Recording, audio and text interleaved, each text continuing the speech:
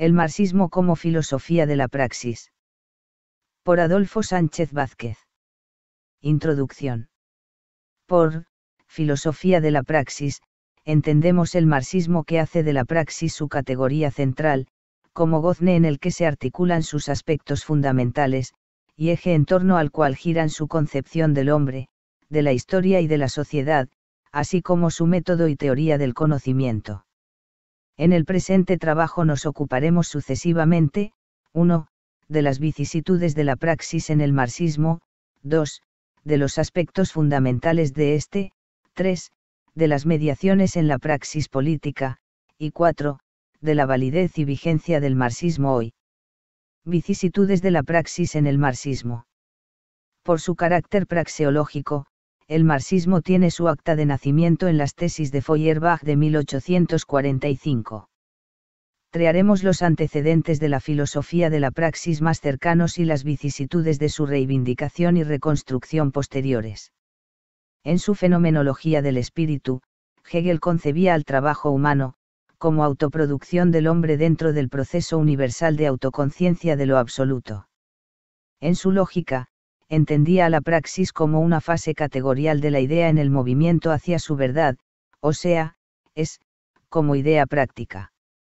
En suma, como trabajo humano, o idea práctica, tiene su fundamento y fin en el devenir de lo absoluto, y por ello, es teórica, abstracta o espiritual. Antes de Marx, en sus prolegómenos a la filosofía de la historia, de 1838, Tsiskowski habla por primera vez de filosofía de la praxis, entendiendo por ella, la que influye con su verdad, no solo en el presente de los hombres, sino también en su futuro. E influye no por sí misma, como crítica de lo real, que es lo que cree la izquierda hegeliana, sino trazando fines que la acción debe aplicar. Masesge sostiene igualmente, en la Triarquía Europea, de 1843, que la tarea de la filosofía, consiste en llegar a ser una filosofía de la acción libre y creadora, de la vida social futura. Pero tanto en Tsiskowski como en Hess, filosofía y acción se hallan en una relación exterior. Esta exterioridad se da también en los primeros escritos de Marx, particularmente en su introducción a la crítica de la filosofía del derecho de Hegel, de 1843, y solo en los manuscritos económico-filosóficos de 1844 y sobre todo, en sus tesis sobre Feuerbach, de 1845, pensamiento y acción se consideran en su unidad. La teoría se presenta entonces como aspecto intrínseco de la praxis. En los manuscritos de 1844, la praxis productiva o trabajo, se concibe como una actividad material consciente, aunque enajenada en la producción capitalista. La transformación de esta praxis enajenada en la verdaderamente humana, libre y creadora, requerirá para Marx, un cambio social radical o revolución, a partir de la abolición de la propiedad privada. Este concepto de praxis revolucionaria, entraña ya la unidad de interpretación y transformación del mundo, de teoría y práctica, que queda claramente formulada en las tesis sobre Feuerbach. Como actividad crítico-práctica, la praxis tiene un aspecto material, objetivo, por lo que no puede reducirse a su lado subjetivo, consciente. A la vez, por este lado consciente no cabe reducirla a su lado material. De donde se infiere que la teoría no es práctica de por sí, ni tampoco como modelo que se aplica, sino que lo es por formar parte del proceso práctico. Como se reafirma en la definición del trabajo en el Capital, la praxis incluye necesariamente, su aspecto subjetivo, consciente. Por tanto, la teoría no puede desligarse de la práctica y menos aún, pretender guiar o modelar el proceso práctico desde fuera. Así hay que entender, a nuestro juicio, las tantas veces citada e incomprendida tesis 11 de Marx. Los filósofos se han limitado a interpretar el mundo de distintos modos, pero de lo que se trata es de transformarlo. No hay que entenderla como si se postulara el sacrificio de la teoría en el altar de la acción. La centralidad de la praxis, se pone de manifiesto a lo largo de la obra de Marx, aunque a veces empañada por ciertas recaídas deterministas. Pero sus seguidores inmediatos no se atuvieron, ni en el pensamiento ni en la acción, a su visión de la praxis. Y después de su muerte, los teóricos de la socialdemocracia alemana como Bernstein, Kautsky, Hilferding, estimulados por el objetivismo de Engels, redujeron su teoría a una ciencia positiva de la economía y la sociedad, y dieron a su concepción de la historia un acento tan determinista, que acabó por disolver el papel de la subjetividad revolucionaria, y por tanto, el concepto mismo de praxis. Más tarde, después de la Revolución Rusa de 1917, los elementos cientificistas y positivistas, que ya habían aflorado antes de ella, se integraron en una nueva versión del viejo materialismo filosófico, el Deiamat soviético, que desterró de su marxismo la categoría de praxis. La reconquista y reconstrucción del marxismo como filosofía de la praxis ha sido un largo y complejo proceso de lucha desigual, con la doctrina institucionalizada que mantuvo su dominio absoluto en los países del socialismo real hasta su derrumbe en 1989. Sin embargo, la validez teórica y práctica de ese marxismo, ya era impugnada y rechazada, incluso dentro de esos países y sobre todo, fuera de ellos, por marxistas cada vez más críticos. Ahora bien, la reivindicación de la categoría de praxis ya había comenzado en los años 20 del siglo pasado, con la obra del joven Lukács, Historia y conciencia de clase. La praxis se concibe aquí, muy hegelianamente, como el acto revolucionario que realiza la unidad de sujeto y objeto, en cuanto que el proletariado conoce y actúa al mismo tiempo. En Marxismo y Filosofía de 1923, Karl Korsch presenta el marxismo como una filosofía revolucionaria que tiene por base la unidad de la crítica teórica y del cambio práctico. La teoría es praxis no solo porque expresa la lucha de clases, sino también porque revela la posibilidad de otra alternativa. Años más tarde, en 1933, Herbert Marcuse afirma, con base en la distinción marxiana de los dos reinos, el de la necesidad y el de la libertad, que la praxis en el reino de la libertad, es la realización plena de la existencia humana como un fin en sí. Y en América Latina, Mariátegui, en la década de los 20, al poner el énfasis en la subjetividad revolucionaria frente a todo positivismo y fatalismo, destaca la función práctica del marxismo, acercándose así a su interpretación como filosofía de la praxis.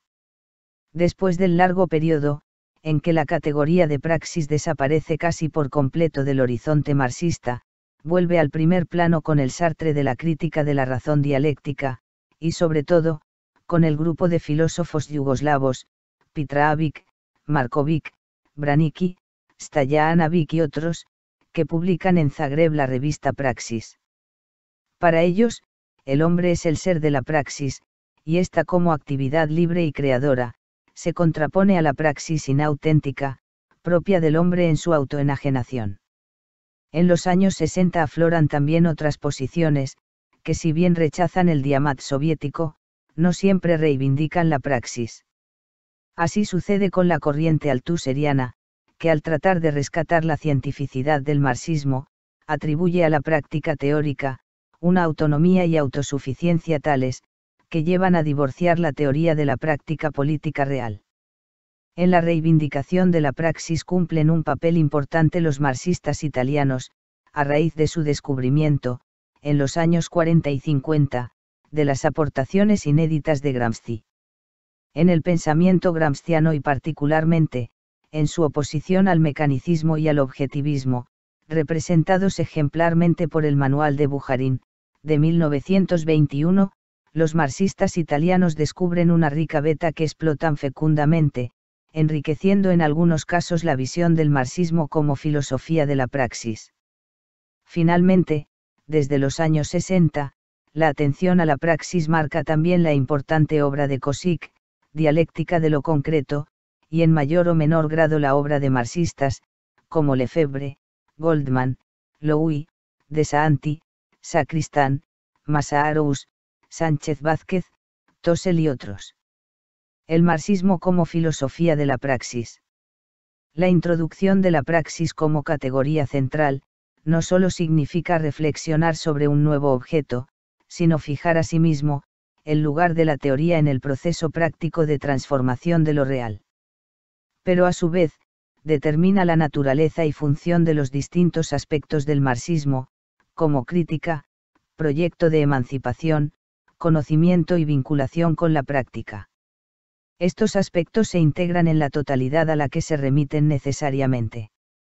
Sin perderla de vista, detengámonos en cada uno de ellos. Primero, el marxismo como crítica. El marxismo es en primer lugar una crítica de lo existente, que apunta a un triple blanco. 1. La realidad capitalista. 2. Las ideas, ya sea bajo la forma de falsa conciencia o ideología con las que se pretende mistificar y justificar esa realidad. 3. Los proyectos o programas que solo persiguen reformar la realidad. La crítica presupone, pues, cierta relación con la realidad presente que exige ser transformada. Se trata, por tanto, de una relación en la que ésta es problematizada o negada. Así pues, aunque la crítica marxista tiene por base la explicación de los males sociales del capitalismo, fustiga estos males y condena el sistema, la realidad económica y social, en que se dan. Pero esta desvalorización que acompaña a su crítica, entraña a la vez, como contrapartida la opción por ciertos valores recortados, ignorados o negados en esa realidad. Por este componente valorativo, la crítica de la realidad capitalista, empuja a otro aspecto esencial del marxismo que examinamos a continuación. Segundo, el marxismo como proyecto de emancipación.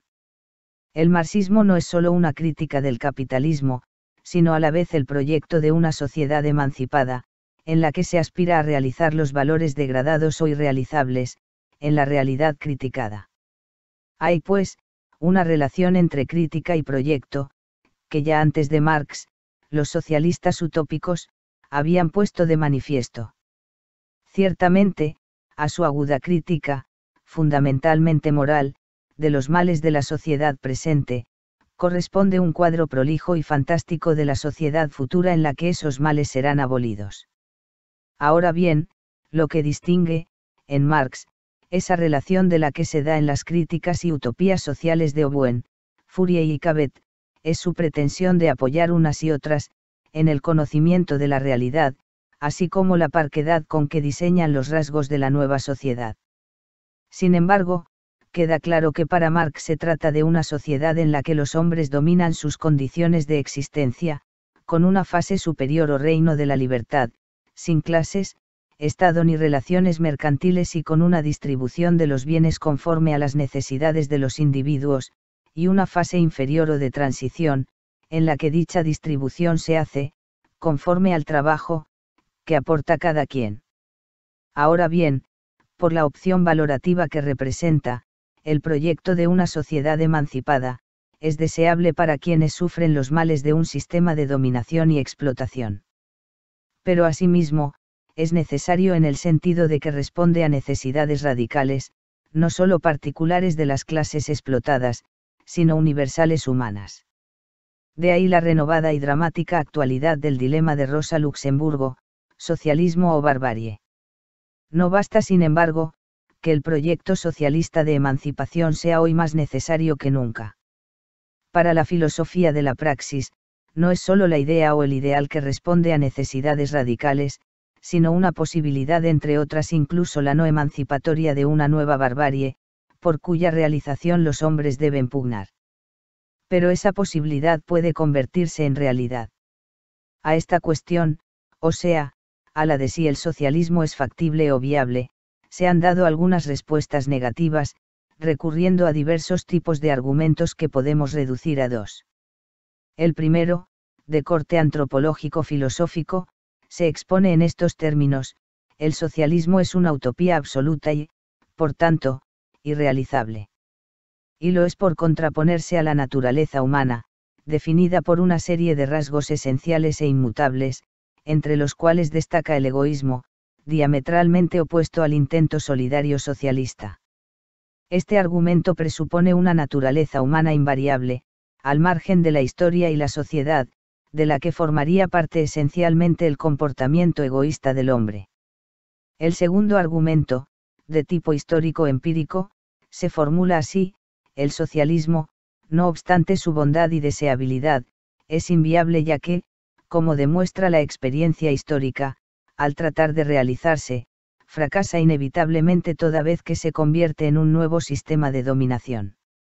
A nuestro modo de ver, uno y otro argumento no pueden sostenerse. El primero, porque sin ignorar que el egoísmo se da, a lo largo de la historia real, en las relaciones humanas de sociedades diversas, solo adquiere ese carácter dominante o esencial en la sociedad moderna burguesa. El segundo tampoco se sostiene, porque si bien hay que reconocer, como lo han reconocido hace ya tiempo los marxistas críticos, que el proyecto socialista no se realizó en las sociedades del socialismo real, de esto no cabe concluir la imposibilidad de su realización, cualesquiera que fueran las condiciones y mediaciones de ella. Semejante conclusión significaría la generalización ilegítima de un resultado histórico concreto. Así, pues, solo elevando un modo histórico de ser hombre a la condición de naturaleza humana, abstracta e inmutable, o decretando que determinada experiencia histórica es inevitable, y la única posible, lo que entrañaría presuponer una concepción determinista fatalista de la historia, se puede proclamar la imposibilidad de una alternativa social que se rija por los principios de autodeterminación, igualdad, justicia y solidaridad, cualquiera que sea el nombre que se le dé. Ahora bien, la cuestión de si el socialismo es factible o viable, involucra otros dos aspectos del marxismo que aún nos toca abordar. Tercero. El marxismo como conocimiento. Lo que distingue al marxismo de otras doctrinas que critican la sociedad presente, y proyectan otra nueva, no es solo su espíritu crítico y su voluntad de emancipación, sino su contenido científico en el análisis del capitalismo. No obstante, que los importantes cambios que el capitalismo ha experimentado en las últimas décadas de nuestro siglo, han obligado a abandonar o rectificar en ciertos puntos que indicaremos más adelante, el pensamiento de Marx, se mantienen en pie sus tesis y previsiones acerca de la expansión y mercantilización crecientes de la producción, la concentración cada vez mayor de la riqueza, la progresiva limitación de la concurrencia y la correspondiente eliminación de la mediana y pequeña empresa. La transformación de la ciencia en fuerza productiva, y otras no menos relevantes que han respondido positivamente a la exigencia científica de ser contrastadas con la realidad. Ahora bien, en cuanto que la realidad en movimiento contiene no solo lo que es efectivamente, sino también lo que potencialmente germina en ella, el conocimiento descubre en lo realmente existente, un campo de posibilidades. A ese campo pertenecen la posibilidad de la desaparición del capitalismo, así como la de otra alternativa social. Y, asimismo, como ya hemos apuntado, la de una nueva barbarie. Por su contenido científico, el marxismo trata de fundamentar racionalmente las dos primeras, y de orientar la práctica necesaria para convertirlas en realidad. Es por ello, la unidad de un conocimiento práctico y de una práctica consciente. Ciertamente, hay que pensar el mundo para poder transformarlo. Pero, esto no significa en modo alguno que baste conocerlo para garantizar su transformación. Esta no es una cuestión simplemente teórica, sino práctica. Y justamente porque la praxis en la que se unen ambos aspectos, cuando es auténtica es creadora, libre e innovadora, y no simple aplicación de un modelo preestablecido, su destino es en gran parte incierto e imprevisible, y ningún conocimiento puede prever y menos garantizar su resultado final. Confundir aquí posibilidad y realidad, significa ignorar la naturaleza misma de la historia humana, y en definitiva, negar la praxis creadora que convierte lo posible en real. Pero si el conocimiento no garantiza la transformación de lo real, esto no significa que, en el proceso práctico, podamos prescindir de él. Por el contrario, es indispensable justamente por la función práctica que cumple dentro de ese proceso que no es inevitable ni se haya predeterminado. Ciertamente, en la medida en que se conoce la realidad a transformar, las posibilidades de transformación inscritas en ella, así como el sujeto, los medios y las vías necesarios y adecuados para esa transformación, es decir, en la medida en que se introduce cierto grado de racionalidad en el proceso práctico, el sujeto de éste no actúa como un náufrago en un mar de incertidumbres, sino como el marino que, brújula en mano, pone proa en ese mar al puerto al que anhela llegar. Y si el conocimiento náutico no garantiza que su arribo a él sea inevitable, si garantiza que, al trazar fundamentalmente la ruta a seguir, su acción no sea una simple aventura. De manera análoga, aunque el conocimiento que brinda el marxismo no garantiza la realización de su proyecto de emancipación, si permite descubrir su posibilidad y que la práctica es necesaria para realizarlo, al servirse de dicho conocimiento, no se convierta en una empresa irracional, pura utopía o simple aventura. Cuarto. El marxismo en su relación con la práctica. Los tres aspectos ya señalados del marxismo se articulan con su aspecto práctico. Su crítica de la realidad capitalista inspira su crítica en acto. Su proyecto tiene la vocación práctica de transformarse en realidad. El conocimiento de lo real, indispensable para esa transformación, sirve asimismo a ciertos fines o valores, sin que sacrifique a estos su contenido de verdad. Así, pues, estos tres aspectos remiten necesariamente a la práctica, la cual a su vez solo será la adecuada si se nutre de ellos. Lo que quiere decir también que no cualquier relación entre esos aspectos permite la práctica adecuada. Pueden recordarse, con este motivo, prácticas políticas que, en un sentido socialista, han resultado no solo inadecuadas, sino indeseables por haber dejado en el camino a uno u otro de los aspectos mencionados. Tales han sido, por ejemplo, 1. La reformista de la socialdemocracia clásica. No nos referimos a la actual que, al integrarse como gestor suyo en el capitalismo, ha renunciado al objetivo socialista. 2. La marxista-leninista, que en los países del este europeo negó realmente ese objetivo, aunque se presentara como socialista y que, fuera de ellos, supeditó los fines verdaderamente emancipatorios a los del partido y el Estado soviéticos. 3. La lucha armada de los movimientos guerrilleros latinoamericanos de signo mesiánico o foquista, que en los años 60 y 70 desplegaban el más extremo voluntarismo. En todos estos ejemplos históricos, la lectura que se hace de la realidad y de las posibilidades que encuentran en ella, no permite fundamentar racionalmente la práctica adecuada a la consecución del objetivo socialista que se proclama. Y el resultado del proceso práctico, en cada uno de los tres casos, ha sido respectivamente: 1. Apuntalar un capitalismo liberal, más civilizado, que tolera incluso el estado de bienestar, que hoy se desvanece ante la ofensiva neoliberal de desempleo creciente, precariedad del empleo y recorte a las prestaciones sociales. 2. Construir una sociedad poscapitalista, no socialista, que por sus rasgos esenciales propiedad estatal absoluta, Estado totalitario y partido único constituye un nuevo sistema de dominación y explotación.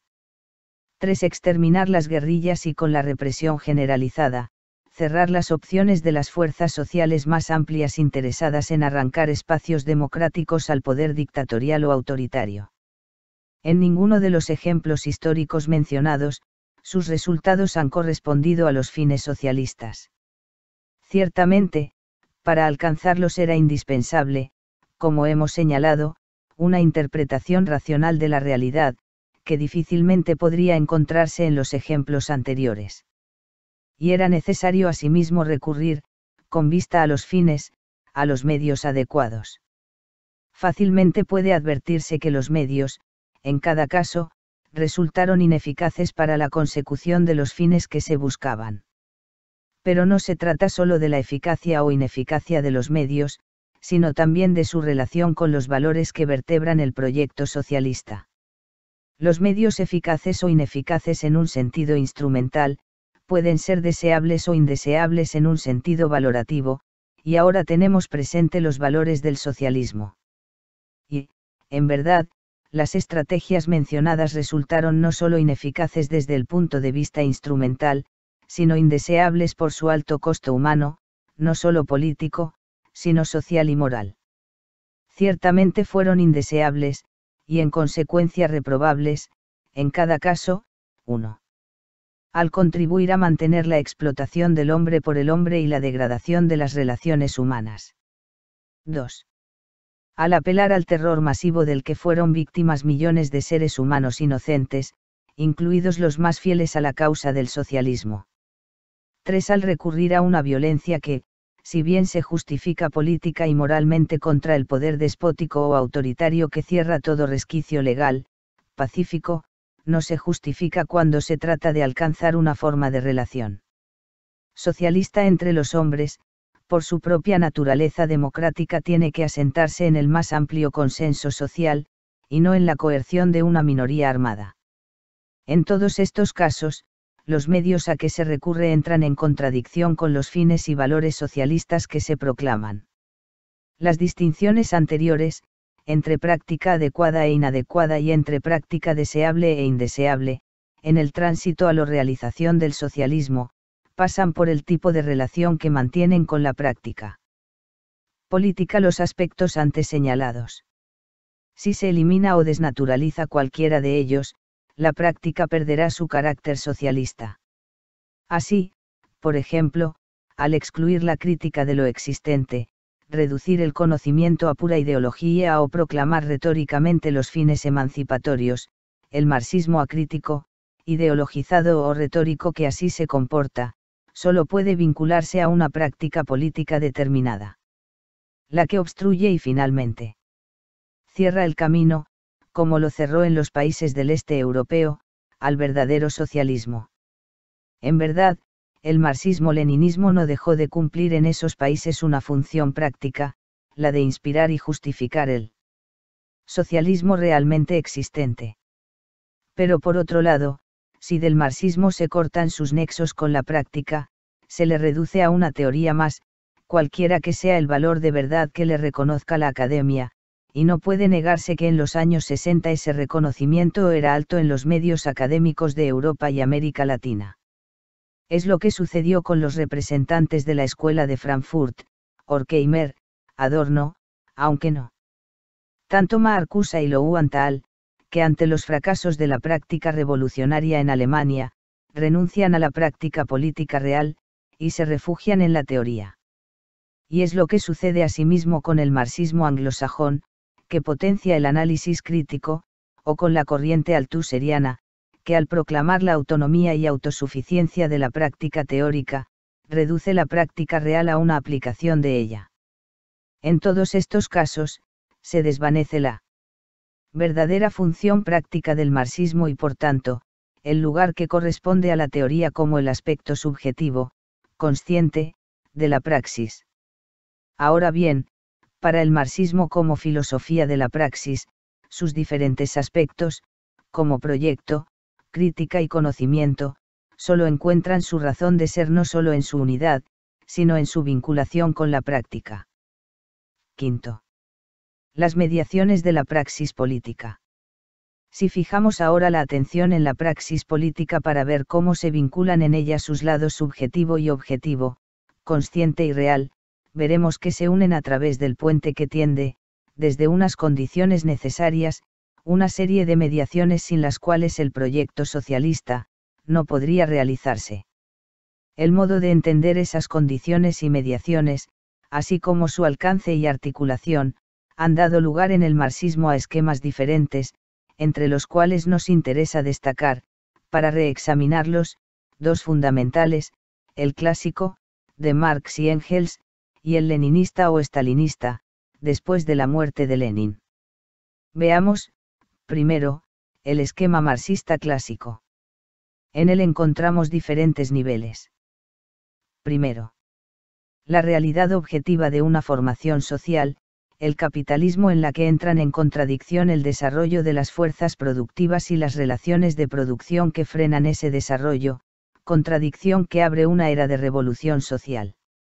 Segundo, la conciencia de ese conflicto básico y de la necesidad de cambio social que Marx identifica con la conciencia de clase del proletariado.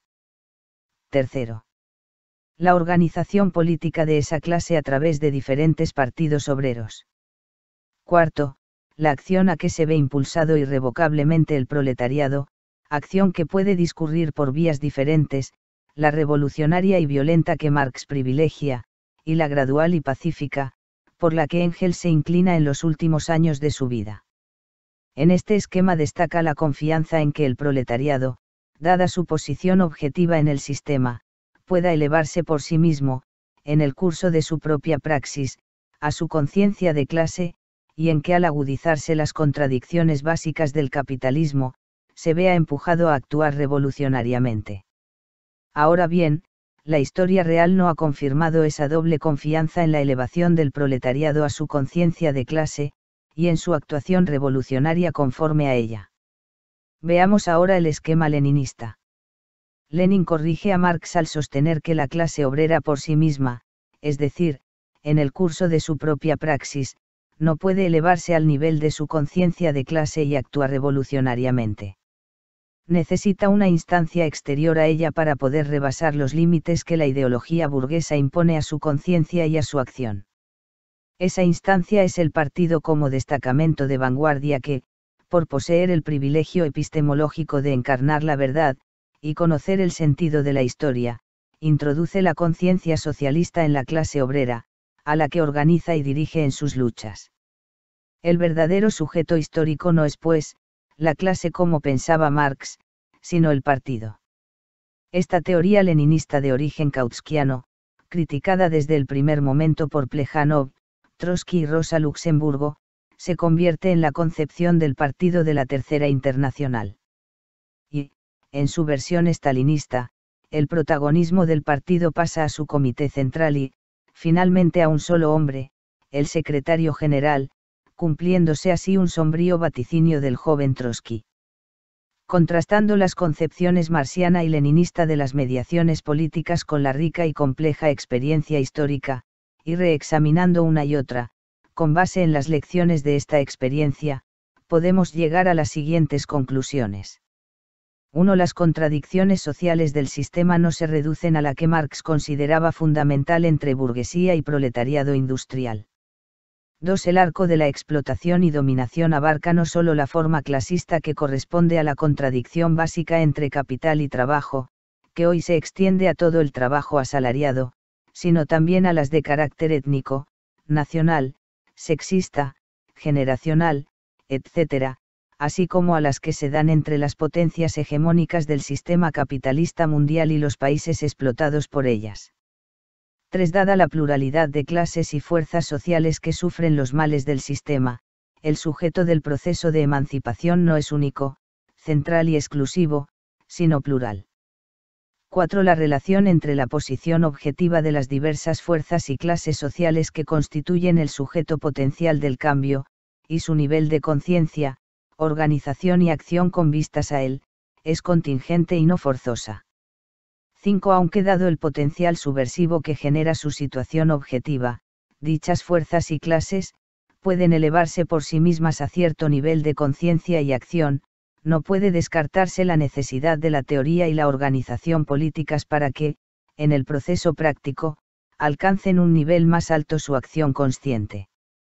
Por lo que toca a la revisión leninista de la concepción marxiana, al sustituir el protagonismo histórico de la clase por el del partido, su premisa hay que buscarla en la teoría de Lenin de la doble conciencia de la clase obrera, tradeunionista y socialista. Mientras la primera se da espontáneamente en la clase obrera, la segunda conciencia del interés propio, fundamental, de clase, no pueden adquirirla los obreros por sí mismos. De ahí la necesidad del partido que, desde fuera, la introduzca en la clase obrera.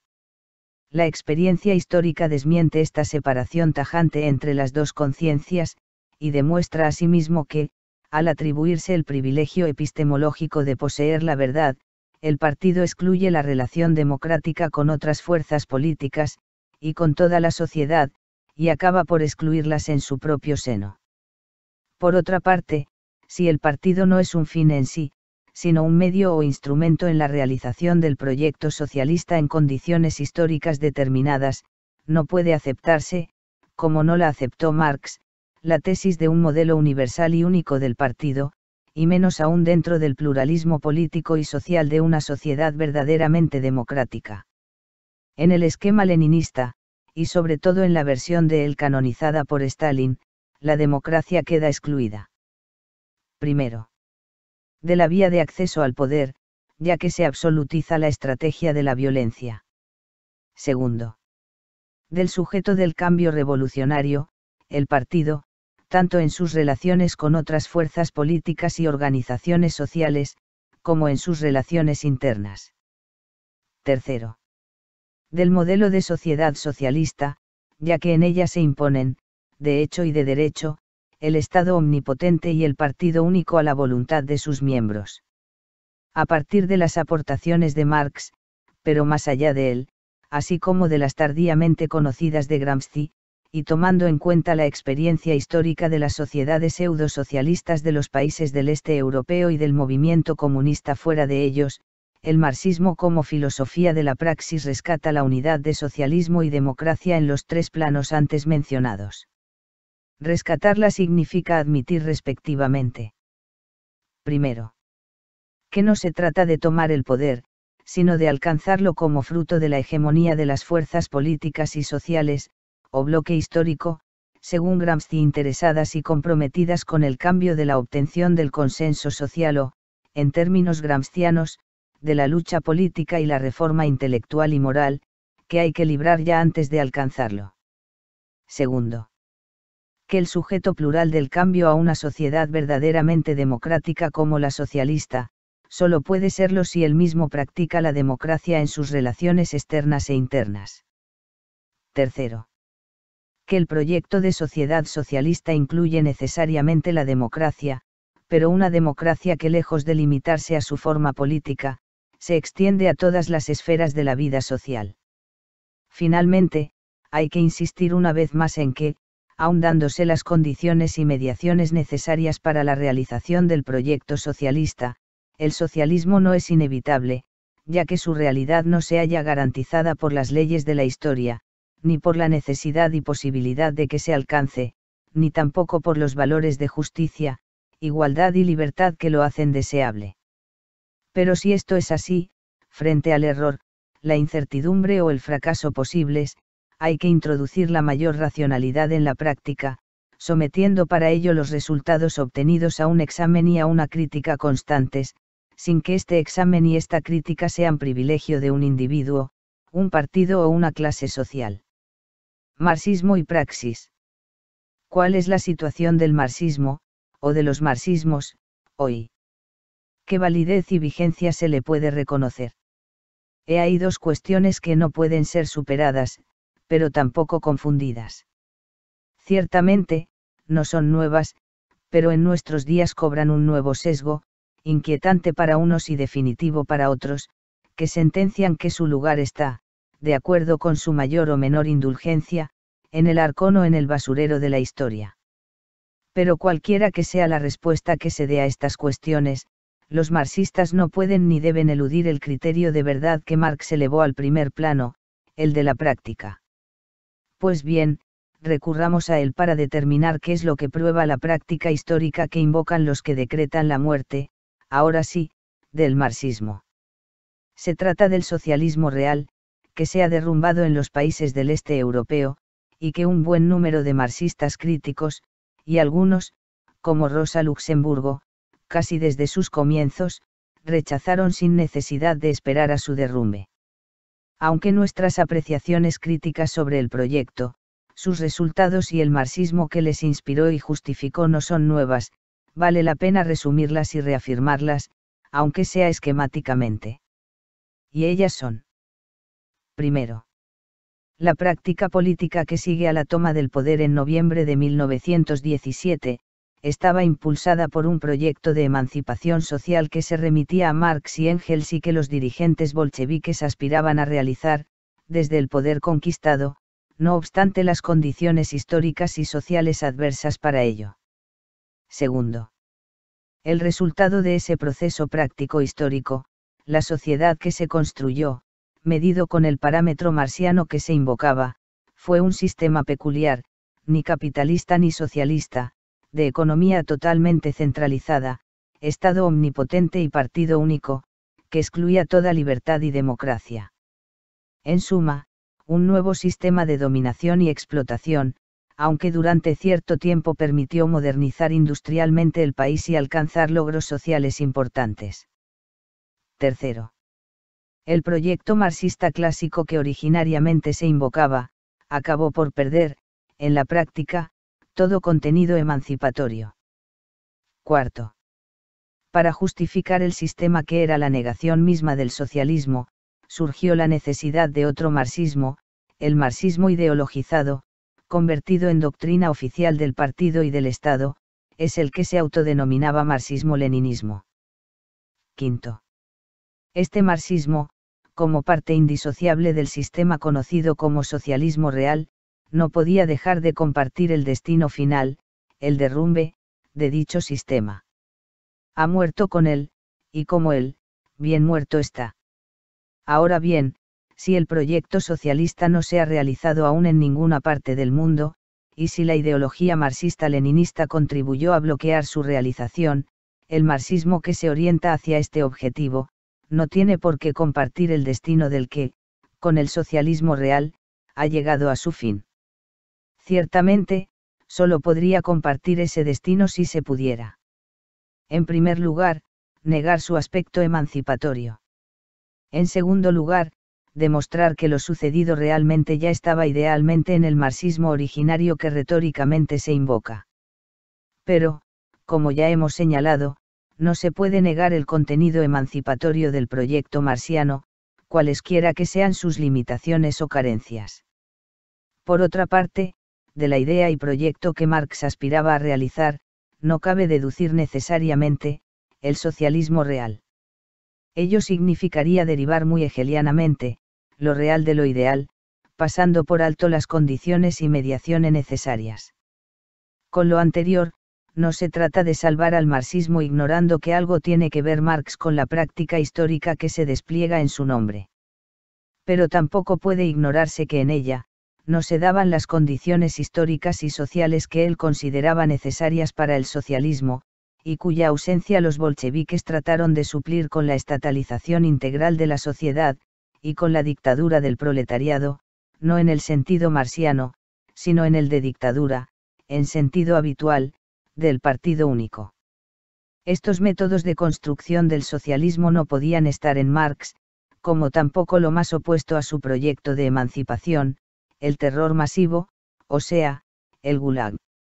Lo que prueba prácticamente el pseudo-socialismo que se ha derrumbado es, junto a la negación del contenido emancipatorio del proyecto socialista, la necesidad de tener presente, en su realización, ciertas tesis fundamentales. Primero, que como dijo Marx, los hombres hacen la historia en condiciones dadas. Y que, por lo tanto, el voluntarismo extremo no puede hacerla sin ellas, es decir, no puede forzar la mano de la historia.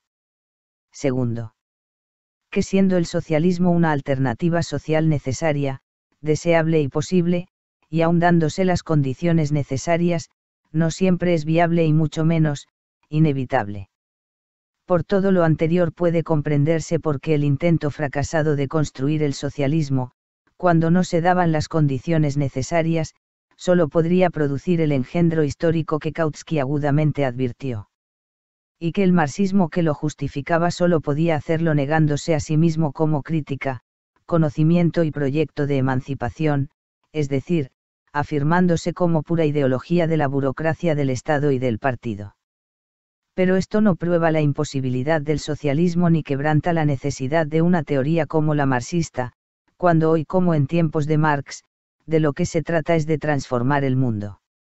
Ciertamente, no cualquier marxismo sirve a esa transformación, sino aquel que contiene en su unidad los aspectos fundamentales ya señalados. No sirven por ello, el marxismo ideologizado, soviético, ni el humanista abstracto, antropológico o existencial que se mece en el limbo de la utopía. Ni tampoco el teoricista de corte altuseriano o analítico. En cada uno de ellos se sacrifica alguno de sus aspectos, como crítica, proyecto o conocimiento, y en todo se pierde de vista la práctica política adecuada para alcanzar el objetivo socialista. En consecuencia, la validez del marxismo no puede desvincularse de la validez de esos aspectos, considerados en su unidad. Veamos pues, en qué consiste su validez actual después de tomar el pulso a cada aspecto por separado. Primero. El marxismo como crítica. ¿Cómo se podría negar que la realidad presente, en su cortejo de violencias, desigualdades, paro masivo, destrucción de la naturaleza, marginación de grupos sociales y pueblos enteros, cosificación de la existencia, etc., exige una severa crítica? ¿Y cómo podría ignorarse que su flecha ha de apuntar al corazón del sistema en el que esos males sociales se incuban y florecen necesariamente? La crítica de Marx al capitalismo, no obstante los cambios operados en él, sigue siendo válida, ya que sus tendencias básicas a la expansión ilimitada de la producción, así como la mercantilización generalizada para asegurar la acumulación creciente de beneficios, no ha hecho más que reproducirse y extenderse a escala mundial. Cierto es también que la crítica marxista debe apuntar, asimismo, como apunta la de Suizy, Baran, Mandel y otros, a aspectos del capitalismo que no se daban en tiempos de Marx, o que él apenas atisbaba. Pero todo esto, lejos de debilitar o refutar la necesidad de la crítica de lo existente, exige profundizarla y extenderla. Y de lo existente forma parte igualmente todo lo que se ha hecho invocando infundadamente el nombre del socialismo y del marxismo, razón por la cual debe ser objeto también de una crítica que los marxistas no siempre hemos practicado. Segundo. El marxismo como proyecto de emancipación.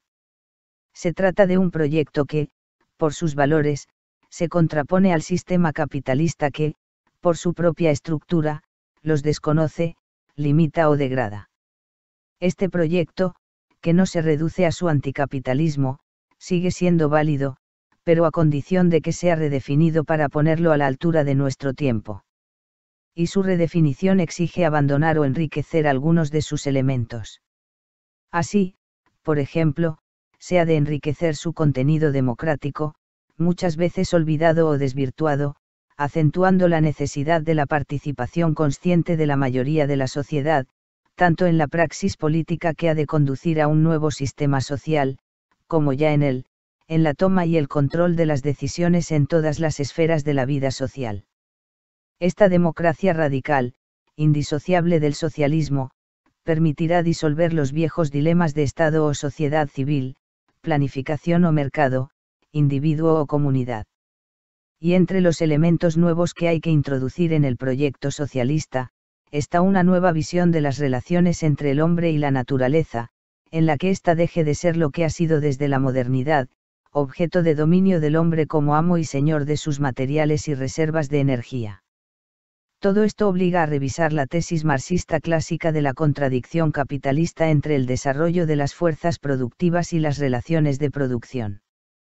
Ciertamente, el capitalismo ha demostrado, frente a esa tesis, su capacidad para desarrollar incesantemente la producción, pero no se trata solo de esto.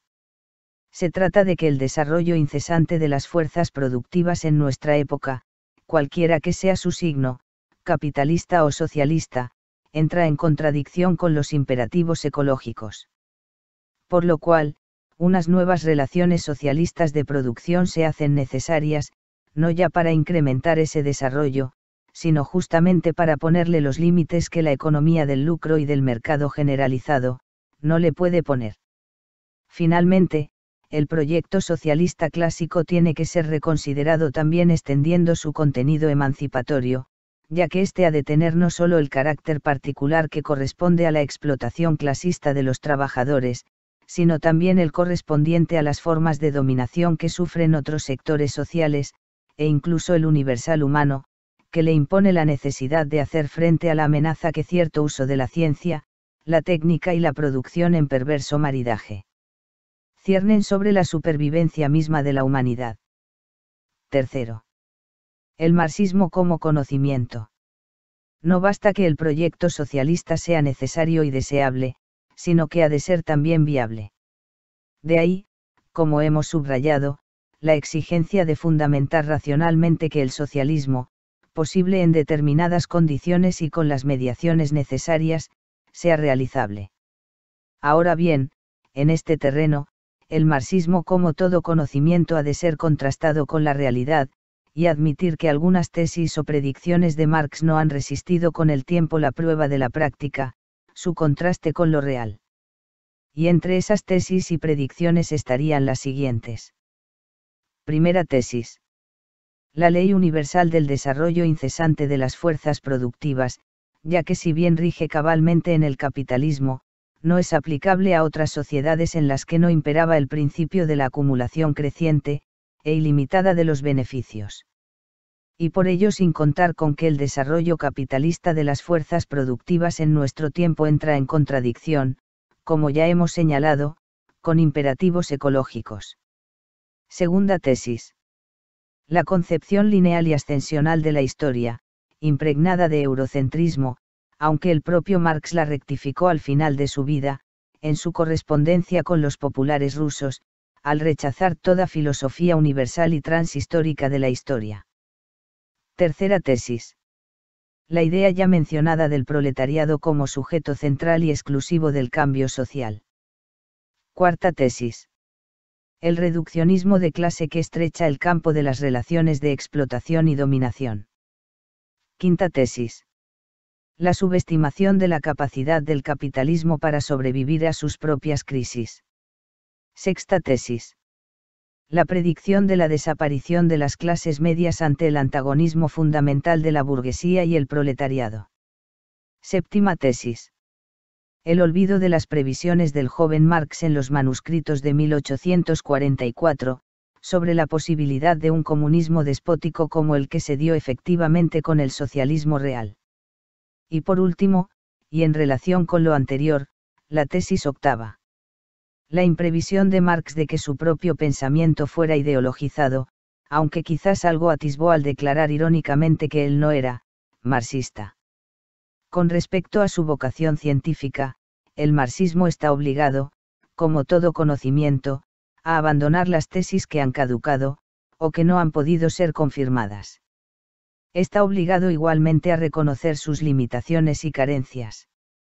Por ejemplo, las que han sido señaladas en su teoría política con respecto al poder burgués o a un Estado socialista. Y ha de asumir asimismo la obligación de mantener, introduciendo las modificaciones necesarias, las tesis que han sido verificadas satisfactoriamente.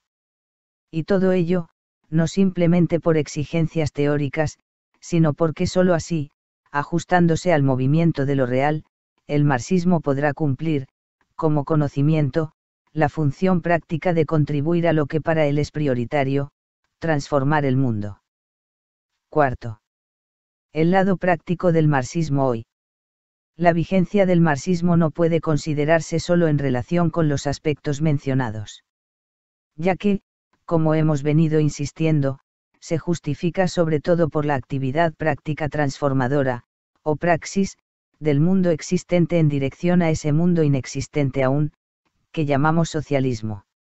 No puede negarse, en verdad, la influencia real que, históricamente, ha ejercido el marxismo al elevar la conciencia de las clases trabajadoras, así como al organizar y dirigir sus luchas para alcanzar, aun dentro del capitalismo, mejores condiciones de vida. Tampoco podría negarse que, como hemos visto, cierto uso del marxismo ha tenido consecuencias desastrosas para la realización del proyecto socialista. Pero, cualquiera que sea el alcance que se reconozca a sus relaciones entre teoría y práctica, es indudable que el marxismo, como pretendía Marx, no solo ha sido interpretación del mundo, y que la historia real, como proceso de su transformación, desde hace 150 años, no habría sido la misma sin él. No puede ignorarse, ciertamente, que una parte importante de ella la han hecho millones de hombres y mujeres, poniendo en el tablero su libertad o su vida, inspirados por el marxismo.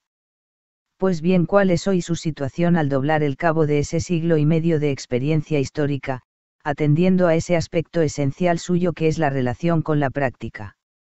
Aunque anteriormente hemos señalado la validez, con todas las rectificaciones necesarias del marxismo como crítica, proyecto de emancipación y conocimiento, no podemos dejar de reconocer que, en la actualidad, justamente por el adelgazamiento, casi mortal, de sus vínculos con la práctica, su vigencia se encuentra en una grave crisis. El derrumbe del socialismo real ha afectado profundamente su credibilidad en un punto vital: su potencial práctico emancipatorio. Aunque su proyecto sigue siendo válido, pues hoy es más necesario que nunca, no se puede dejar de reconocer que palidece su vigencia. Ciertamente, al quedarse en el aire, como idea que no encuentra las condiciones y mediaciones necesarias para tomar tierra, el proyecto se ha vuelto intempestivo y mortecino en un mar de sinceros desencantos y turbias abjuraciones y mistificaciones. Unas veces se condena el proyecto mismo, al identificar el socialismo con el socialismo real, al hacerle cargar necesariamente con los males de éste. Otras veces, al parecer con más indulgencia para no perder la condición socialista, se admite la bondad del socialismo como proyecto o idea, pero no en la práctica. Ahora bien, si el socialismo es forzosamente perverso en idea o en su realización, no queda otra alternativa social que la del capitalismo realmente existente. Pues bien, por injusta, falsa o infundada que nos parezca esta conclusión, es la que hoy martillean, con efectos impresionantes, los poderosos medios de comunicación, y no solo ellos, sino una parte de la izquierda, especialmente la hasta hace poco más dogmática y autoritaria. Ciertamente, la estrella polar, incluso para la vieja y nueva izquierda, no es hoy el socialismo, sino la democracia, tardíamente reivindicada por ella. Pero, al reivindicarla, sacrifica en su altar el socialismo. Olvida así que solo el socialismo, si es consecuentemente democrático, puede superar los límites que la desigualdad económica y social impone tanto a las reglas universales de la democracia, como a su extensión a todas las esferas de la vida social. En este sentido, si bien es cierto que no hay socialismo sin democracia, también lo es que no hay democracia consecuente sin socialismo. Ahora bien, este socialismo hoy por hoy, no es factible. Aunque existe el sujeto plural, explotado u oprimido, que debe asumirlo, falta que lo asuma efectivamente como proyecto irrenunciable de emancipación y faltan las condiciones y mediaciones indispensables para su realización. No puede aceptarse, sin embargo, que esta postración temporal del cumplimiento de viejas esperanzas sea insuperable. Cero dicho en otros términos, que haya que conciliarse con un capitalismo que pondría fin a la historia, y admitir por tanto, que el socialismo es inviable. Si se llegara a esta conclusión y por ende, a la renuncia a realizar su proyecto de emancipación, ¿qué quedaría del marxismo, o qué marxismo sobreviviría? Tal vez el que interesa a la academia por su valor teórico, o el que retiene la bondad de su proyecto, pero sin caer en la tentación de pretender realizarlo. O quizás subsistiría el que se complace en la crítica del capitalismo, siempre que no lime sus aristas más ásperas. En todos estos casos, el marxismo, cierto marxismo, se salvaría del naufragio al que lo ha arrojado la práctica, justamente porque la práctica, se ha vuelto para él innecesaria o inviable. Es decir, se salvaría el marxismo como interpretación para perderse a sí mismo, en la transformación del mundo.